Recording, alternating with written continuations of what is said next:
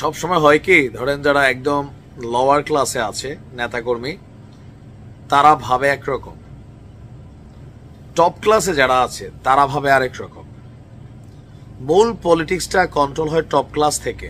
Lower ক্লাসের তারা বিএনপির সময় তারা জেল খাটবে, তারা জীবন দিবে, ফেসবুকে স্ট্যাটাস দিবে, ডিজিটাল নিরাপত্তা নিয়ে মামলা খাবে, এলাকায় এদের বাড়িঘরে হামলা হবে, ভাঙচুর হবে। আর আপার ক্লাসে যে নেতারা আছে, দীর্ঘদিন দেশের বাইরে ছিল অনেকেই, এখন সব প্লেনে ভৈরা ভৈরা বড় বাপের পোলাই খায় মতো ঠোঙ্গা বইরা সব দেশে ঢুকবে। অলরেডি ঢুকা শুরু হয়েছে। এতদিন রাজপথে বিএনপি যে সকল নেতাকর্মীরা মাইর খাইছে, জেল খাটছে, দৌড়াইছে, যাও তুমি যাও সাইডে যাও, নতুন কমিটি তৈরি হচ্ছে, তাই না? বিএনপি মারামারি হচ্ছে।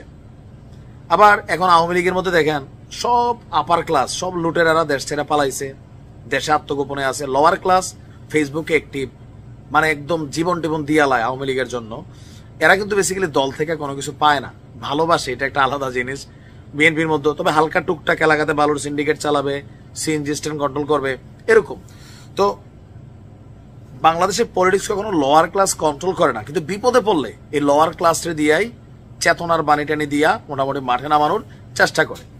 আচ্ছা, এখন আওয়ামী লীগ নির্বাচন করবে নাকি করবে না, আপনি দেখবেন বিএনপির মির্জা ফখরুল ইসলাম তিনি কি বক্তব্য দিচ্ছেন, জনাব তারেক রহমান তিনি কি দিচ্ছেন, জামাতের আমিরকে দেখবেন কি দিচ্ছেন। তারা আপনার মতন চিন্তা করে দেয় না, তারা পলিটিক্স বোঝে, পলিটিশিয়ান, পলিটিক্যালি তারা কথা বলে। কিন্তু আপনি ভাই দম চলে যাব। জাতীয় নাগরিক পার্টির হিসাব আলাদা, কারণ এরা তো ভাই আওয়ামী লীগের চোখে গাদ্দার, কারণ দীর্ঘদিন যাবৎ ছাত্রলীগের মানে কোক, সিঙ্গারা, সমোসা খাওয়ায় তো এগুলা, তাই না? অনেকেই তো স্বাভাবিক এদের ঘুম আসবে না, এমনিও ঘুম আসে না। বিএনপির এরা বেশি ভয় পায় কেন জানেন? এদের সেন্সে একটা জিনিস ঢুকে রয়েছে যে বিএনপি ক্ষমতায় গেলে আওয়ামী লীগ অনেক দিকেই এখানে মানে পুনরুত্থান ঘটবে, বা সামহাও এরা যেই লেভেলে ক্ষমতায় গেলে শেখ হাসিনা সহ সবাই ফাঁসির ঝুলাই দিবে, বিএনপিটা ঝুলাবে না, এরাও জানে। এই কারণে এদের সেন্সটা আলাদা। আমাদের আলোচনাটা অন্য জায়গায়। কেন এই কথাগুলো বললাম?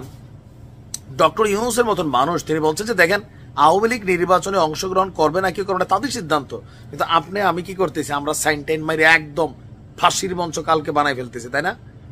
সরকারের প্রধানদের দেখেন, আসিফ নজরুল স্যাররে দেখেন, চুপচাপ নীরবে নিভৃতে বসে রয়েছে, মাশাআল্লাহ শরীর স্বাস্থ্য ভালো হয়েছে। এখন ভারতে শেখ হাসিনা যে আশ্রিত আছেন, ভারত আসলে কি চাচ্ছে? টেকনিক্যালি ভারত চাচ্ছে আওয়ামী লীগ নির্বাচনে অংশগ্রহণ করুক, পাশ করবে না জানে। এই মুহূর্তে পাশের জন্য আওয়ামী লীগ নির্বাচনও করবে না, কিন্তু রাজনীতির মাঠে নৌকা মার্কাটা রাখা, আওয়ামী লীগের দুই একটা মিটিং মিছিল সমাবেশ করা, তারপরে আস্তে আস্তে আপনার নিজেদের অবস্থান তৈরি করা আওয়ামী লীগ চায়। আওয়ামী লীগ জানে, আমি তো বললাম আগামী 8 বছর, 4 বছর 6 বছর আমার একটা ক্যালকুলেশন বলে এই দেশে আওয়ামী লীগ দাঁড়াইতে পারবে না, এরপরে আস্তে ধীরে হয়তো বা সুযোগ হবে। তো ভারতের যিনি পররাষ্ট্রমন্ত্রী পররাষ্ট্র মন্ত্রণালয়ের যিনি ব্রিফ করেন রণধীর জয়সওয়াল, তিনি বলছেন যে এই মুহূর্তে বাংলাদেশের আইন শৃঙ্খলা পরিস্থিতি নিয়ে আমরা উদ্বিগ্ন। আমরা একটা স্থিতিশীল, শান্তিপূর্ণ, অন্তর্ভুক্তিমূলক এবং প্রগতিশীল বাংলাদেশকে সমর্থন করি, যেখানে গণতান্ত্রিক উপায়ে এবং অন্তর্ভুক্তিমূলক, ফোকাসড ওয়ার্ডটাই হচ্ছে অন্তর্ভুক্তিমূলক ও অংশগ্রহণমূলক, সেকেন্ড ফোকাসেবল ওয়ার্ড, নির্বাচনের মাধ্যমে সব সমস্যার নিষ্পত্তি হবে। অন্তর্ভুক্তিমূলক এবং অংশগ্রহণমূলক এই বিষয়টার মধ্যে গণতন্ত্রের যে ব্যাখ্যা বা সংজ্ঞা, একটা রাষ্ট্রের প্রত্যেকটা নিবন্ধিত রাজনৈতিক দল যখন নির্বাচনে আসে এটা হয় অন্তর্ভুক্তিমূলক। প্রত্যেকটা রাজনৈতিক দল যখন তারা নির্বাচনে পার্টিসিপেশন করে অংশগ্রহণমূলক।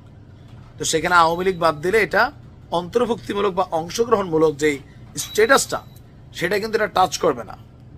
সো কৌশলে ভারত বলার চেষ্টা করছে যে আগামী নির্বাচনে ডক্টর ইউনূস সরকারের উচিত একটা অন্তর্ভুক্তিমূলক এবং অংশগ্রহণমূলক নির্বাচনের আয়োজন করা। আবার ইউনূস সাহেব নিজেই বললেন, একদিন পরে কিন্তু ভারতে বক্তব্য দিচ্ছে যে আওয়ামী লীগ নির্বাচনে আসবে না কি আসবে না তাদের সিদ্ধান্ত, তবে ব্যক্তির বিচার হবে, দলের তো আর বিচার হয় না।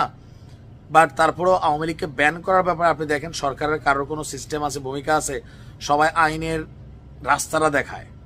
বাট আমি চোখ বন্ধ করে বলে দিতে পারি, এত বড় জ্যোতিষ না, মুসলিম ভাইয়ের বইয়ের দেবর হিসাবে, ইউনূস সরকার আমলে আওয়ামী লীগ ব্যান হবে না। ছাত্রলীগ হয়েছে সেটা আলাদা, এই কাজটা কেউ করবে না। পরবর্তী সময় কেউ আসলে শেখ হাসিনারে জেলে রাখবে এটা জানি, কিন্তু দলের ব্যান করবেন এটা 100%। সো ভারত মনে করছে যে আওয়ামী লীগ নির্বাচনে থাকুক, রাজনীতির মাঠে থাকুক, আর যেহেতু ইউনূস সরকার এই কথাটা বলছে, সো সেই ক্ষেত্রে আওয়ামী লীগকে নির্বাচনে আনার জন্য ভারত সর্বোচ্চ চেষ্টা করবে। ইভেন ট্রাম্প এই মাসেই সম্ভবত আপনার ভারতে ট্রাম্পের সফর আছে। কেউ কেউ বলছেন শেখ হাসিনার সাথেও ভারতে একটা বৈঠক করাই দিবে মোদি। আই ডোন্ট নো এটা হবে নাকি হবে না। যাই হোক, দেখা যাক সরকার কি সিদ্ধান্ত নেয়। ভালো থাকবে।